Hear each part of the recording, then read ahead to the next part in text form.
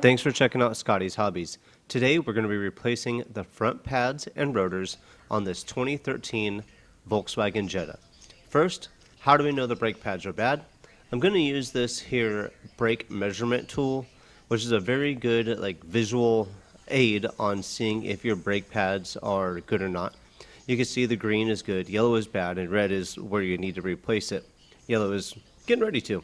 But you can see on this vehicle, they are measuring using these red gauges, so these ones for sure need to be replaced. If you do need a gauge like this, make sure you look for a link in the description below to purchase one. Also, make sure you look for the tools and parts used in this video. Everything will be listed below. But let's get going on this here brake job on the 2013. I'm going to move the caliper more towards me. I have the key in the on position so I can move the wheel itself, make it easier for video's sake and to do the job as well. You're going to need a T45 torque spit to remove the caliper, but first let's remove the dust covers so we can get to the bolt or your slider bolt that holds your caliper on. Remove your upper and lower slider pin using your T45 torque spit. I usually torque all of my brake parts when I'm putting them back together. I could not find any torque specifications listed on this vehicle on the all data that I have. If you have the page description, probably have it on there. But if somebody knows the actual torque specifications, let me know in a comment below. I go on a good rule of thumb when I'm putting it back together, but we'll go over that in the end. I had to use something to pry the slider bolt up to get the thread to come completely out of the bolt that was into the hub. Comes right off just like that. You could use different types of caliper compression tools, but before you compress the caliper itself, you need to make sure you let the brake pressure be able to bleed. So just take your cap off, leave it there. Don't allow any dust to fall in there. So leave the cap on there loosely. Here is one type of caliper compressor. This one is more so designed for like the Mercedes where there's a piston on both sides of the rotor, but you could use it, and there will be a link in the description below to purchase it. You can see it does work. It's a little bit more difficult than the one that I'm about to show you that I like to use. When you compress the piston, make sure you use your old pads. Don't use new pads to compress the piston. So make sure before you throw them away, destroy these pads before you destroy your new ones. This caliper compressor does the job, as you can see, but it takes a little bit more effort. Like I said, this one is more so for a caliper with pistons on both sides of the rotor. To use this other caliper compressor, you need to remove your outboard pad, set it off to the side. Make sure you back this tool all the way out or as far out as you need to so it could fit in the caliper. But this is my tool of choice when compressing a caliper of this version, which is the more common type, I should say. So if you do need to buy one of these. You can see how fast this one pushes the piston back into the caliper. Nice and easy. How I like it, right? Make sure you like, subscribe, and share while you're watching this video. Hopefully it does help you out. Also, below in the comment section, make sure you let us know what was the year, make, and model of the vehicle that this video helped you on. Now that we have the caliper compressed into the piston, we don't want to let it just hang on the brake line or that brake hose. So I'm using a bungee cord that I tied in half, and I use this to suspend the caliper from the spring when I'm doing a brake job. I don't like to just let it hang there. I don't know if that would ruin the hose or that brake line, but there's always a possibility. So suspend it up there, do it proper.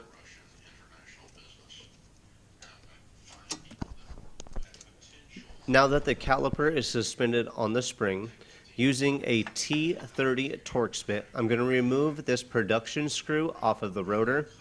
This one came off pretty easy, so hopefully yours does as well. But again, that's a T30 torque spit. There'll be a link in the description below to purchase one if you don't have one. This screw is only on there to help in production. It makes it easier to holding the rotor on, so it doesn't flop around when you're trying to line up the caliper or whatnot. So I do like to use it when I'm reassembling my brake jobs. Now that that screw is off, just whack it real good with a mallet and your rotor will come off. I usually replace pads and rotors at the same time because there's no It's more efficient to just replace the rotors rather than turn them these days. They're real cheap. Now that the caliper's off, the rotor is off, clean the caliper sliders off as best as possible. This is where the brake pads actually slide on the knuckle. Put the brake rotor on, line up the screw hole with the hole on the hub. You don't need to torque this down, just German torque specs of Guldendight. Don't forget to like, subscribe, and share. Again, while you're watching this video, let me know what vehicle this video helped you on by leaving a comment below. Now that the rotor is held on, grab your slider pins out of the caliper. We're going to clean these off really good. If you see any pitting or you can't get grease off or it's burnt, discolored, anything like that, go ahead and replace your slider pins right now. Don't let these be a problem of pulling on your braking so when you hit the brakes you go left or right. This might be that cause if you see a problem on these. So replace them now if they need to be replaced. Clean them both off really well. Make sure they're nice and dried off. You can go ahead and remove your inboard pad at this time if you haven't done that by now. Using some brake caliper grease, I'm going to grease the boots or the slider boots in the caliper. Be pretty liberal, but you don't want to have grease soaked everywhere to where it's a problem putting it back together or getting grease or lube on the rotor itself. So make sure you keep it in the caliper boots. Also, lube up the slider pins when you're getting ready to put these in. Be pretty liberal on this, but again, you don't want to leave a bunch of residue left behind and cause a problem with the braking system. Lube them up, slide it or insert it into the grommet. Make sure it slides up and down freely and easily. Wipe off all the excess grease. Wipe it on your pants if you need to, I guess. Make sure both of your sliders are lubed. Put them in your caliper. You want them to barely penetrate through the boot because when you get ready to put your caliper on, you'll see in a second I had to push mine back. When installing the brake pads themselves, you need to install the inboard pad. And just so you can see the difference between the inboard and outboard, make sure you have them set aside. Check out that your old pads match up with your new pads as well. You can see right here, I'm putting the inboard pad in. Squeeze your finger behind that pad and push the spring in to get it to fit in properly. Be careful, don't squish your finger. You can get it in there, nice, easy. Now that you have the inside in, grab that outboard pad and slide it right into place as well. You should have a groove or like an indentation on the back of the pad right here. It will clip into place when it is properly seated in the caliper. I don't like to lube up the slider for the brake pads on the knuckle. Keep it as dry as possible, I would recommend. You won't have any problems if you don't lube that up, but make sure your slider pins are lubed up before you install. Clip the bottom in first. That seems to be the easier way to go. I don't remember if there was a little clip on the bottom or not, but I had a problem getting it to line up because my slider pins were pushed in a little bit and my threads were catching on the knuckle, so it wouldn't go in all the way.